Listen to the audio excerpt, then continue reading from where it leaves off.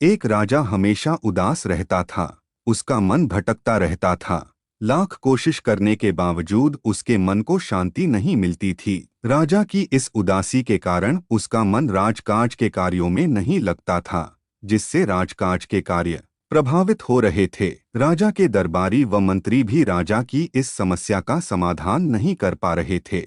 एक बार उसके नगर में एक भिक्षु आया। भिक्षु के ज्ञानपूर्वक उपदेश से राजा बहुत प्रभावित हुआ।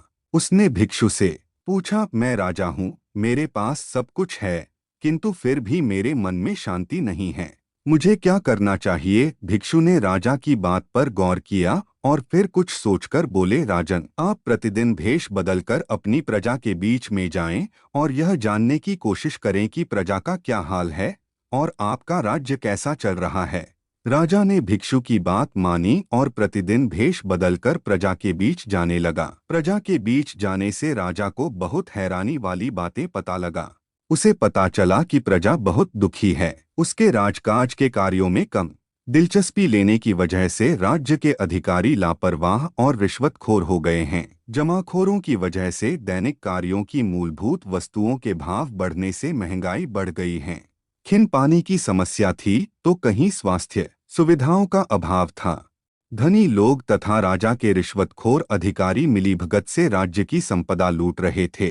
गरीब व्यक्ति और गरीब होता जा रहा था। प्रजा में राजा के प्रति आक्रोश बढ़ता जा रहा था। किसी भी वक्त प्रजा राजा के खिलाफ विद्रोह कर सकती थी। यह सब जानकार राजा तुरंत सब कुछ भूलकर राजकाज के कार्यों में जुट गया। रिश्वतखोर अधिकारियों को गिरफ्तार कर जेल में डाल दिया। जमाखोरों के गोदामों पर छापे मारकर सारा माल जब्त किया गया। राजा ने खुला दरबार लगाकर प्रत्यक्ष रूप से प्रजा की समस्याएं सुननी शुरू कर दी और जितनी जल्दी हो सकता था उन समस्याएं सुननी शुरू कर दी और जितनी जल्दी हो सकता था उन समस्याओं का समाधान करने लगा।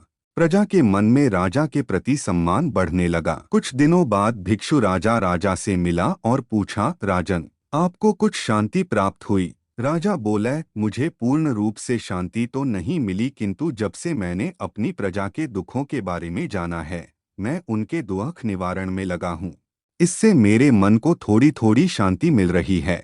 तब भिक्षु ने समझाया, राजन, आपने शांति के मार्ग को खोज लिया है, बस उस पर आगे बढ़ते जाएं। एक राजा तभी प्रसन्न रह सकता है जब उसकी प्रजा सुखी हो।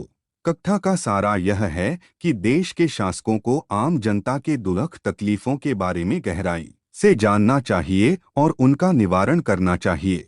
अगर आम जनता सुखी होगी तो देश के शासक भी सच्चा सुख अनुभव कर सकेंगे और देश तरक्की की राह पर चलेगा।